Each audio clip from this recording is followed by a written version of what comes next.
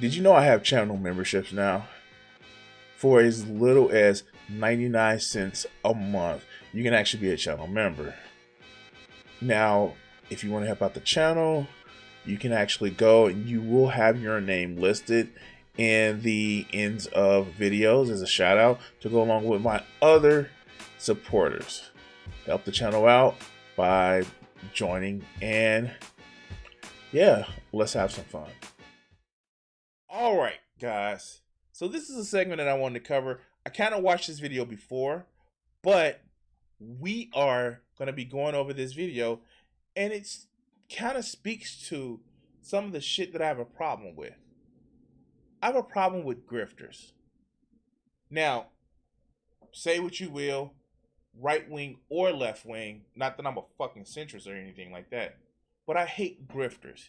People that use what they quote unquote believe in to motherfucking get over.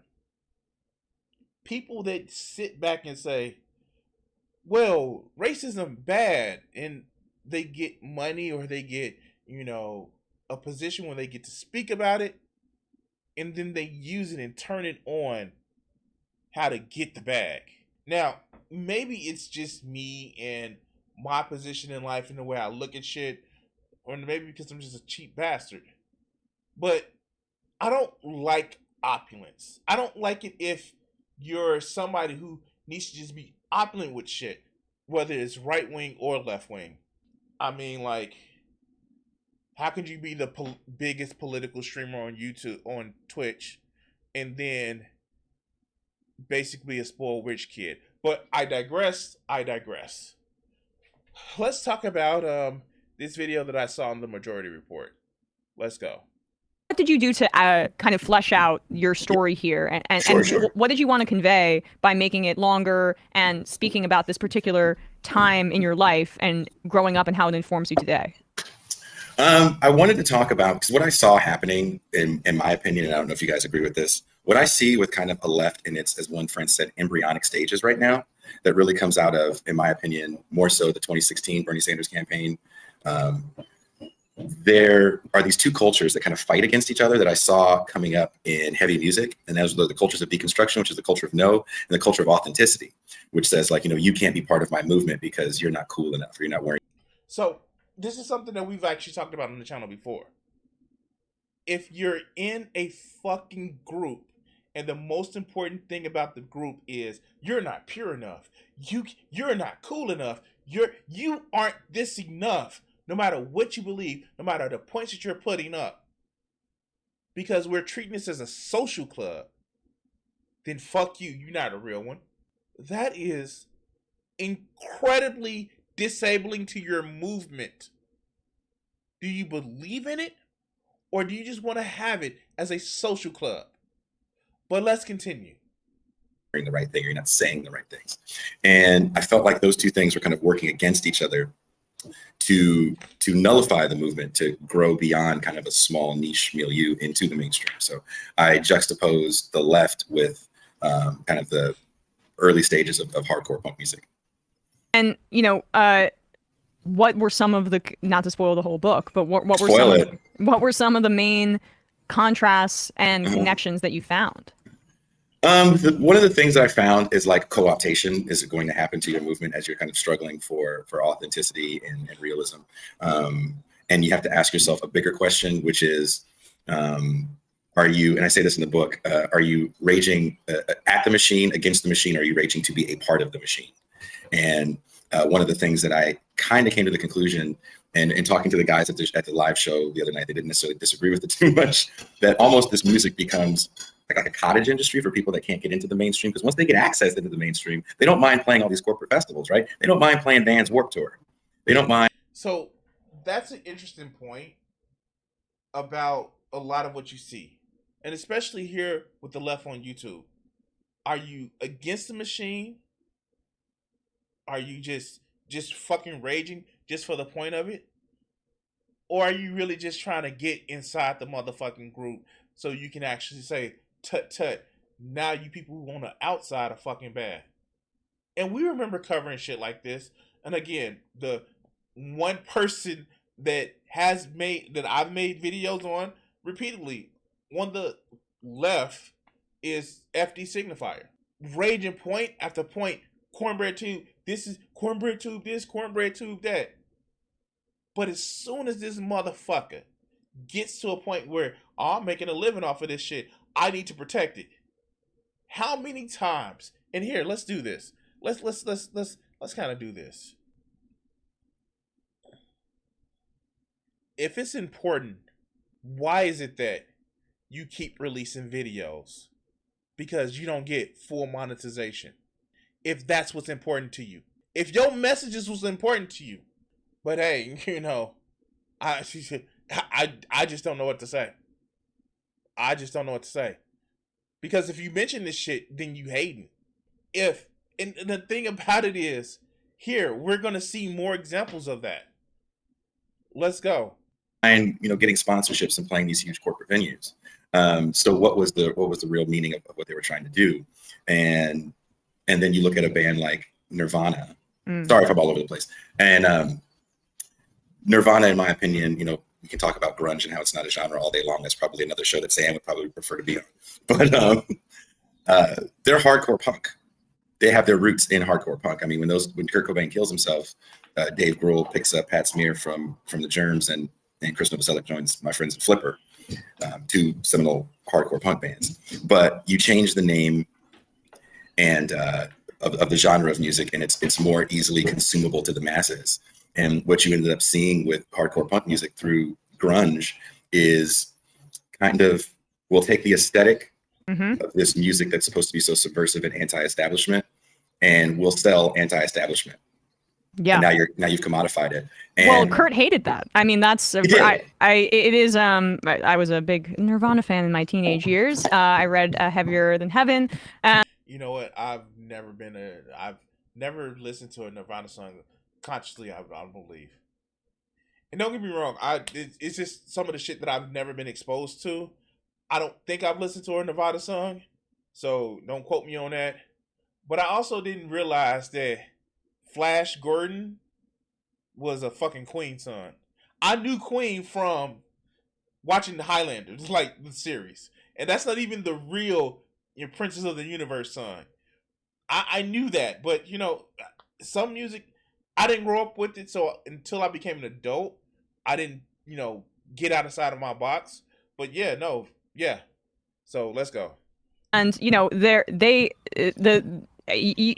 a difference between nihilism and anarchy, or basically being a rebellious artist or someone speaking to these kinds of things. Because Kurt, for example, was very, you know, pro gay, pro these social movements, but also deeply resentful of the like capitalist structures that force them into certain boxes. And I guess that, I mean, that is punk to a degree, but he didn't mind the record, the major label deal. I mean, he could have stayed at Sub Pop. And right? you can see that like tension, I guess, between wanting that success and then also hating yourself for wanting that success too, that he embodied. I mean, the bigger question is, it's like, why do people have to swear a vow of poverty to be authentic? Right? This is true.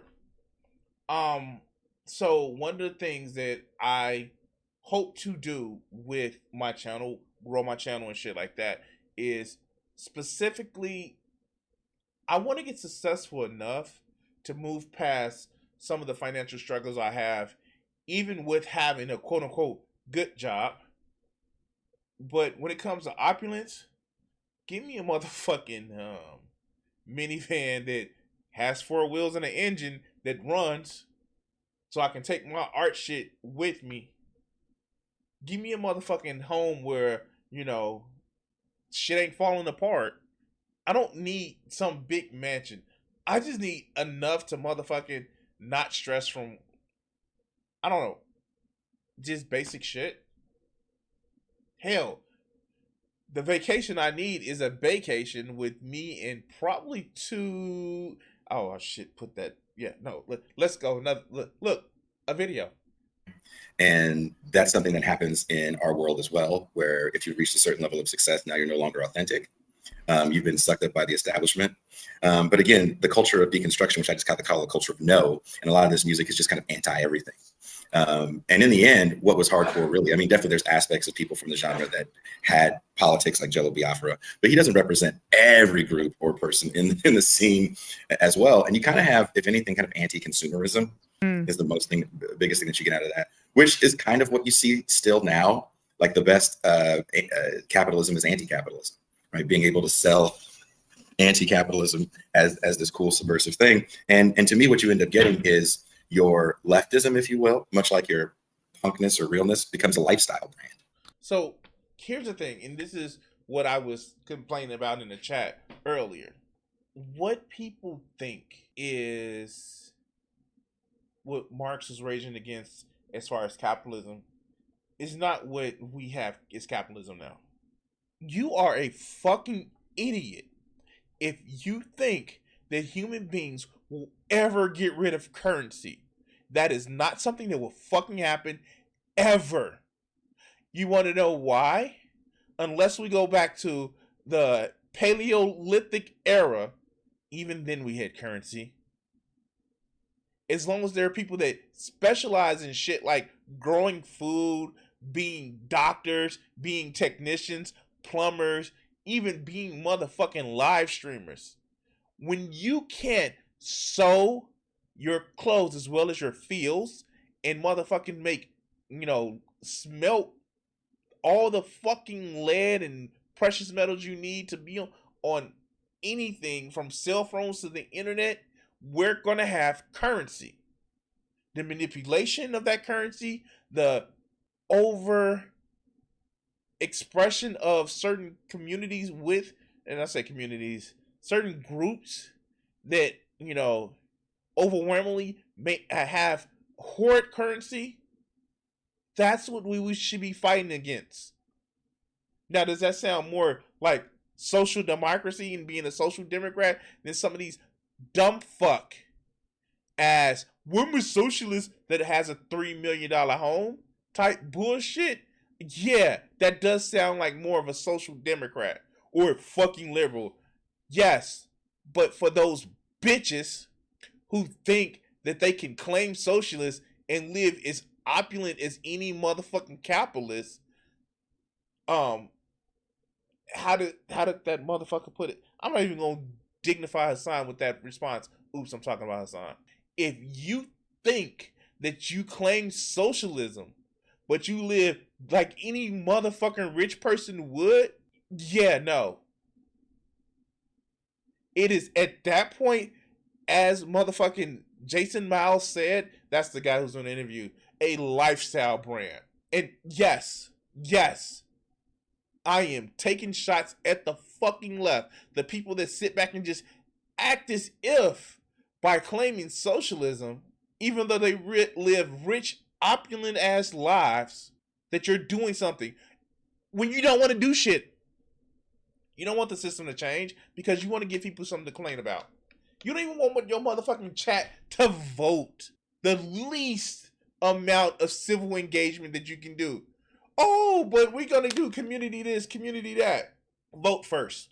Let that be your stepping stone. Half of these motherfuckers in their chat can't even fucking order a pizza over the phone without getting nervous. Well, let's go.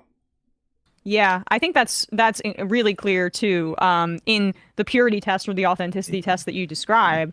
And I mean, that's awesome that you explore that in your book. And what were some of the conclusions that you drew about that particular tension that can be applied to like leftists counting Bernie's houses, for example, or liberals doing so and saying that that in some way negates any of the politics? I did recently write a piece for Damage Magazine about Ibrahim X. Kendi. It's not necessarily about, let me pull back a little bit. I didn't want to make it about Ibrahim X. Kendi because again, with stuff like that, it could end up being like, once the bad man's gone, then the bad theory is gone. And what he's building on is something that's been around for a while, trying to be kind of a race ventriloquist. What Kendi was able to do though with anti-racism was kind of kneecap the left, in my opinion. Excuse me. And he doesn't do it by himself. He actually has help from BLM. If you think about, I think it's 2015 when Bernie's on the stump trail, he's doing a speech about Medicare and Social Security, two things that definitely greatly benefit Black people and have for some time. Before he can even start speaking, BLM gets on stage and starts yelling about racist cops. And they're pushing back against someone that they probably should be working with, since his campaign is designed to help poor and working class Black people, poor and working class everybody. So I'm going to pause it right here and just actually take some time to say something. I have had so many discussions with people that, in my opinion, just want fucking revenge or just want to fucking feel special because they want something for them. Now, if you have watched my channel before, I have been very open and very honest about 3 things, really 4, that I think that would actually help Black people. Very honest. 1, let's get Medicare for all with the mental health component. What shocking, I know. It's almost as if people actually had health care where they didn't have to worry about paying for the shit at time of service, that they can actually have more of a healthier life. And yeah, the mental health component really goes a long fucking way. Let's talk about a universal basic income where it helps everybody. Let's talk about how the government can actually just off the back just say, hey, let's give everybody 50 grand for housing. And if you live in a fucking home that's rented right now, how about we pay that shit off so the owner of that property can just say, you know, well, we have somebody in that house. Let's do that shit. Take care of people's medical, housing, and some sort of basic income. And if you need repairs, well, if you using a local contractor, your municipality can actually help you out. The problem with me proposing that shit to some people, well, they're not just doing it for just me. You have to look at them like, you dumb fuck. If they're universal programs, they help everybody. And this is a problem with some people. They're so goddamn caught up in their own sense of, I need to feel better than you in order to make sure that I feel like I got something. If somebody was going around passing out $1 million to 20 people on the street, and I was one of those 20, I'm not going to be mad at the other 19 motherfuckers. Somebody was going out passing around fucking $50,000 on the street. What do I look like being mad at whoever else gets it? But that's what a lot of people have the mentality. If somebody else gets something as well as I get something, well, it's not too different than I get something at all. And this is a problem in the Black community. I know, because here's the problem. We have been shitted on for so long. We feel as if we're old. Great, we are. But if the cost of giving us something that we need comes at the cost of making sure other people that are in need are taken care of too, that's a price I'm willing to pay. But you get these people who sit back and say, oh, but it needs to be this, it needs to be that. And he's not talking about BLM as the principle, but he was talking about the organization. And it's using somebody's fucking hatred, using their resentment to bolster your own fucking pockets.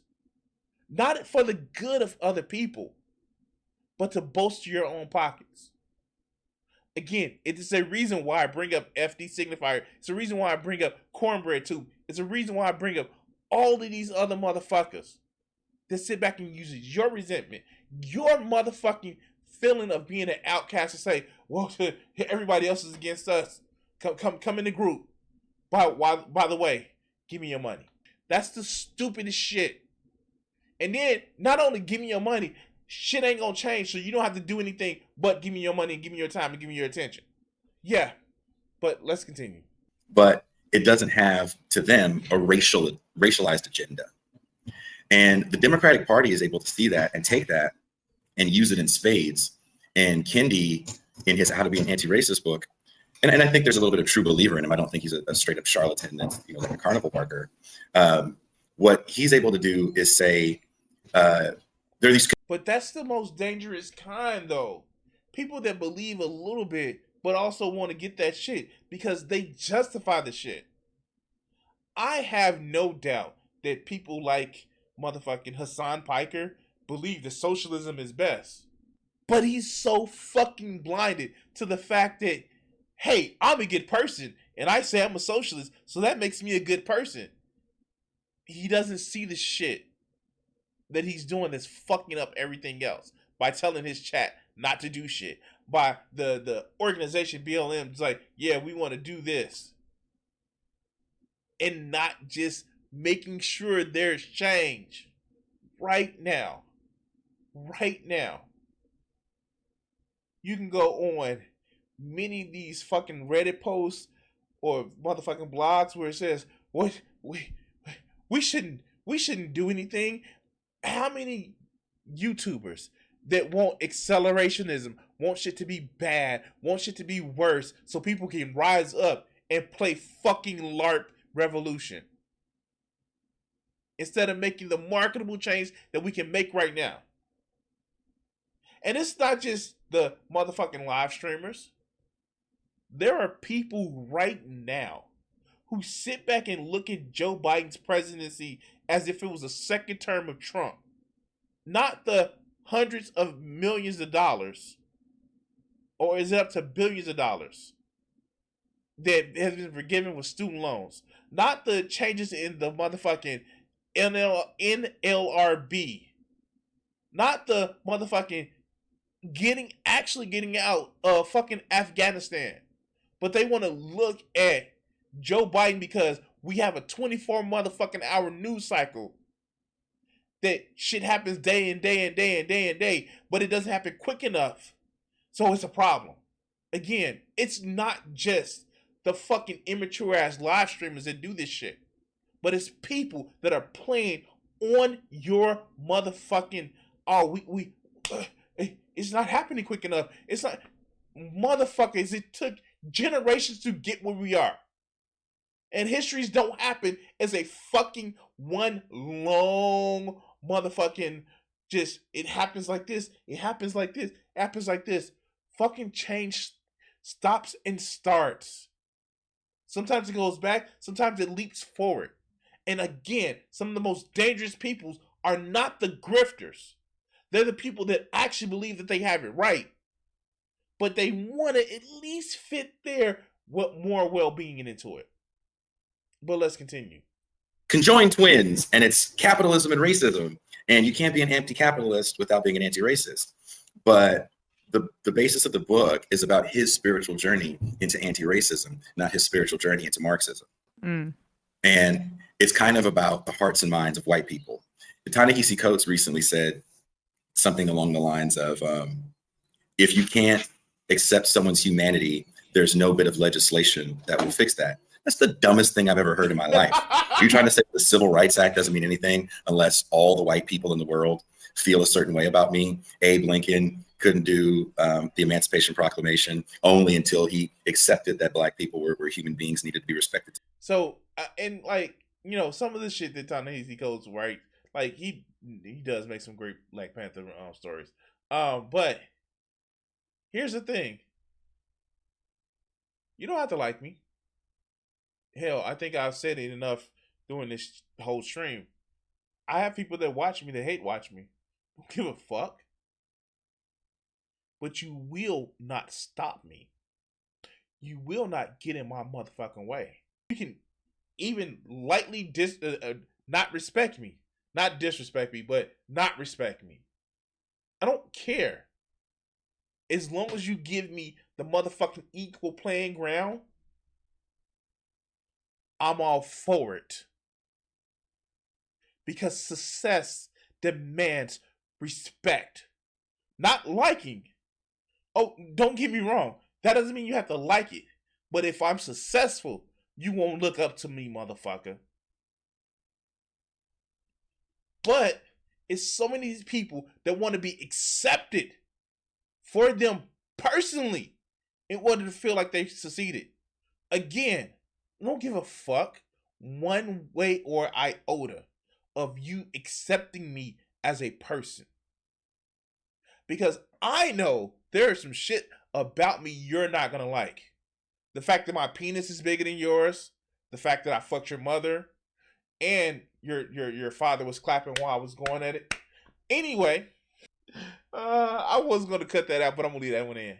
The fact that I can speak more eloquently than you can without using profanity, you're not gonna accept me for 100% of me, but I will have equal rights, and I give out equal rights and lefts. These hands are ready to eat for everybody. Okay, I'm being an asshole. You don't have to like me, but I will demand equal rights. And I said equal. I don't demand to be have more rights than what you are. And I tell you this, we can play in the mud together. So if you think that your rights, I don't have the right to call you this, go ahead. But when I start getting in the dirt with your ass, we're gonna have some fun. Anyway, let's go. To a certain level. Yeah. I don't really care about what's in the hearts and minds of white people. I care about the economic stability of over 40 million Black people. Yeah, it is segmenting and divorcing, racial equality and liberation, I should say, is probably the better word for it, right?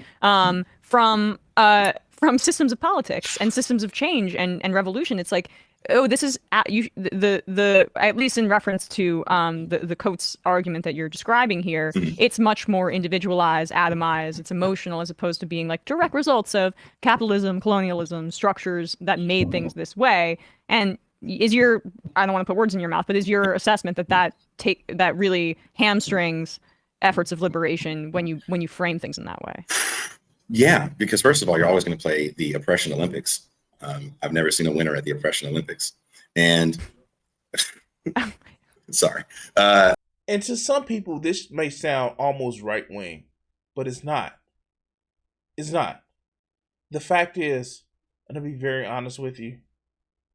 In here, let's bring it in close. There's gonna be some people that's not gonna like you for you being you. They're not gonna like a part of your identity. They're not gonna like the way that you look. They're not gonna like what you believe, the fact that you don't believe. That's something that's gonna actually happen. And if you're looking for rights based on somebody liking you, have you met humans? Rights are demanded. Rights are required. And rights should be equal. And I know I have them in my audience. My transgender brothers and sisters, my homosexual, bisexual, and pans brothers and sisters. I get it. You don't want to be denigrated for a part of who you are. I get it. And non-binaries too, yeah. You guys get what I mean. But when you make it a requirement for somebody to accept you as a right, instead of accepting your right to exist, I have to ask you, are you looking for acceptance in the wrong place? You are important to me. The parts that make up your identity, it's important as the fact that what type of shirt you have on. And I need you to understand that there are going to be people that want to give you your rights, but not like your decisions. There are people that are going to want to, say, okay, we're going to leave them alone. We're not going to bother them. But not be okay who you choose to be or who you have no choice in being. And I say this to the left that uses spaces in order to motherfucking, not because you ideologically want to form together, but because you feel like you're an outcast, so that's the only place you can actually go. don't look for validation from some of these people, you will never win, because they will hold that validation over you in order to make sure they hold you under their thumb, and not give you your rights. And I know you're probably thinking like, what does this straight man has to say about it? Yeah. I may know a little bit of something about people not liking a certain aspects of you, but still would give you your rights. I may know a little bit about that. I don't know why, but I may know a little bit about that. And I get it if you're part of the younger generation that have had guardrails. I'm not going to say fully protected, because, people were still shit. But they have guardrails versus some of the shit that we had to deal with in the 90s. I get if you're not used to it. But you can't expect everybody to accept your decisions, or who you are, what you believe, or what you don't believe. The left is not a political movement of outcasts. The left is a political movement looking to change the world for the betterment of people. And you shouldn't be here if you are only here because you're an outcast. But let's continue. And sorry, and then what happens is when you get away from the economic model, what you'll find is these people end up winning in the corporate sphere, and that's really what Kendi was able to do with anti-racism. You also see it with Robin DiAngelo Kelly early on. I don't know if she's still the player that she once was in the. Well, that's literally a white person who is framing anti-racism around the sensibilities of white people. Kendi's isn't much different, right? It's about, we have to fix the hearts and minds of these people, because if we don't get into the hearts and minds of these people, if they don't see me as a blah, blah, blah, then we can never really tackle this thing called capitalism. And I don't believe that. When we integrated schools, it wasn't because all the white people felt okay about it, right? Yeah. It took state power to get in there and do it. So to assume that economic freedom is going to come from all oppressive people saying, these cats are okay, it's just silly to think that way. But because of the way our media works as well, that's kind of the narrative that we have, right? Martin Luther King's speech at the March on Washington isn't about economic freedom, which it is. It's about the acceptance of a colorblind world. And that's not what it was all about. And this is a great point that he picks up. The fact that people forget King was a socialist. People forget that Martin Luther King, and his birthday's coming up. So I guess I'm going to do my annual go over the drum major instinct speech. In that speech, King talks about his interaction with prison guards. He literally has the conversation where he's saying, your kids are going to the same shitty ass schools that our kids are going to. You're getting the same fucked up ass pay.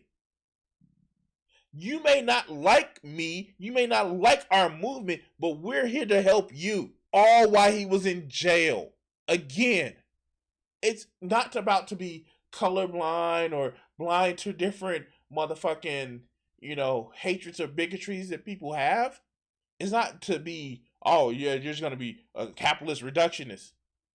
It is literally saying that, hey, I may not fully accept your choices, but I accept that you're a person that deserves rights, and we're all fucked unless we stick together.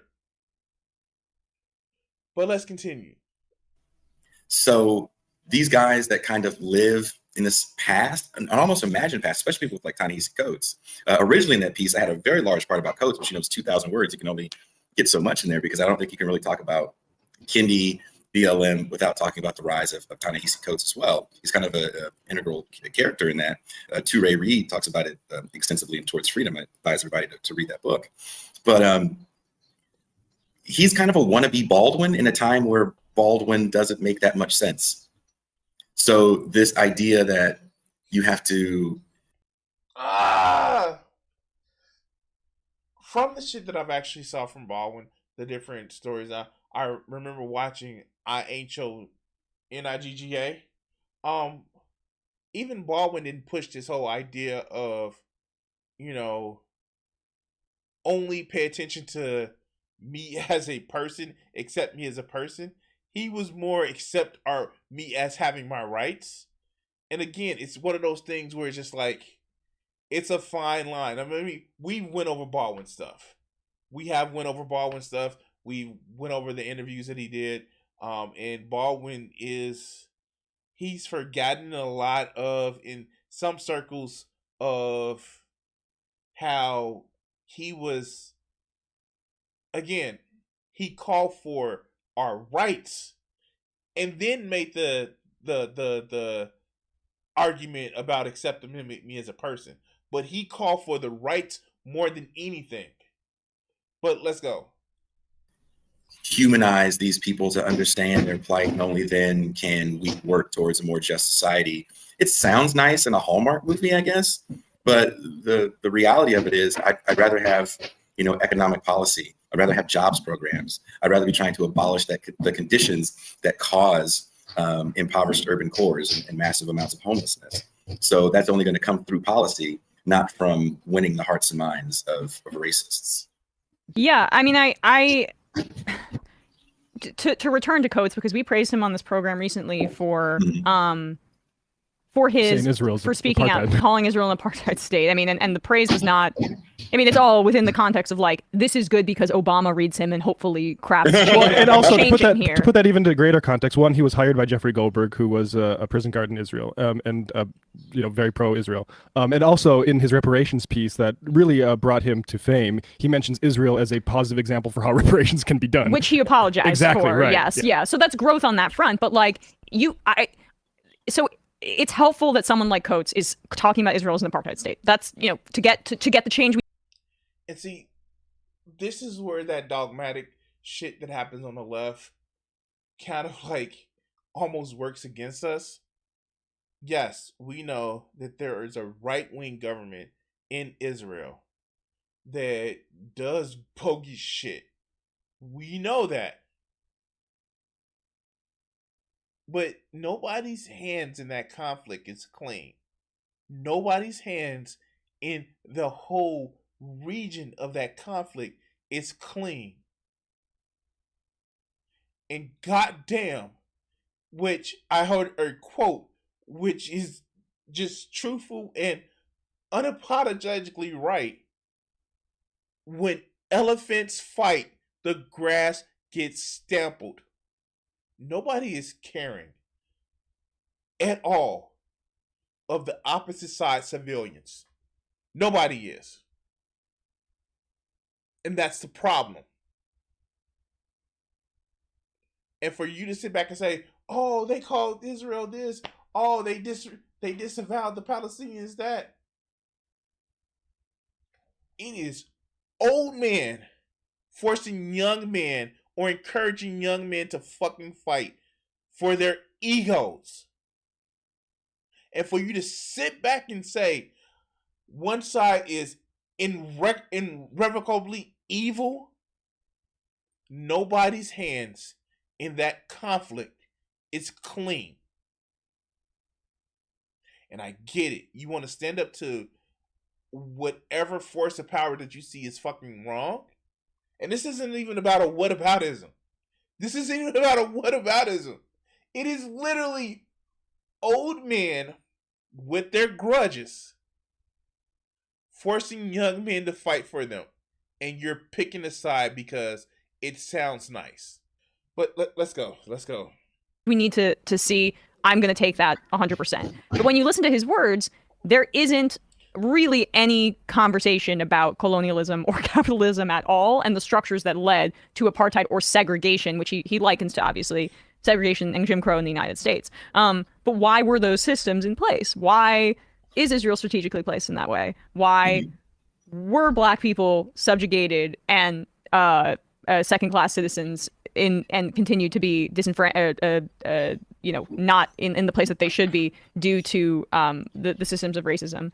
It feels like it's difficult to get anti-racist writers to take that next step, at least mainstream anti-racist writers. Well, because there's money to be made. And people really love hearing a certain narrative, right?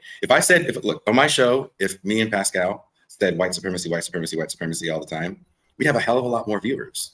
We get some nicer messages in the inbox. Right.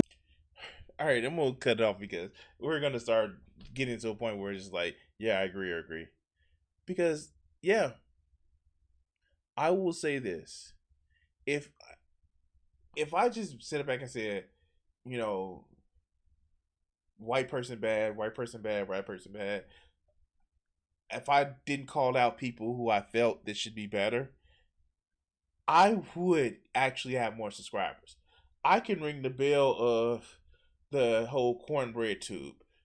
We saw it with Shark, where cornbread tube was trying to incorporate them into their little thing, but because he wouldn't play ball, he still was able to do his own thing. And also they try to start calling him like a trash panda. Like, no.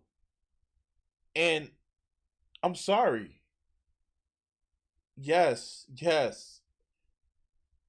I am of the opinion that you won't be accepted for who you are, but you sure damn well better treat me with equal rights. And I know it feels good to be accepted, especially if you're accepted in a warm embrace of somebody you care about. No, I'm on a whole nother subject.